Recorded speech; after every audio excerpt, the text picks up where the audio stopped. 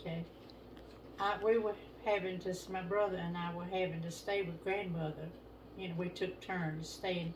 Well, that was my night to stay, and Uncle Bill Gillis happened to be visiting at that time, and we were all asleep, and there was this loud crash somewhere in the house, and we didn't know what in the world was going on, and so grandmother got her gun, and Uncle Bill got up, and we went upstairs, and they told me to, stay on in the bedroom. I said, y'all not gonna leave me down here.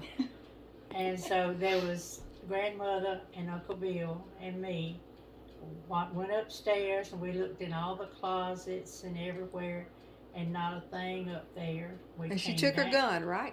Oh, she had her gun ready, if she happened to run up on somebody. And so when we came back down the stairs and went around into the dining area, we saw the door to the buffet on the floor. It had fallen off the big buffet. And it's still gone. Go ahead. And that's Jimmy's what Uncle it made was.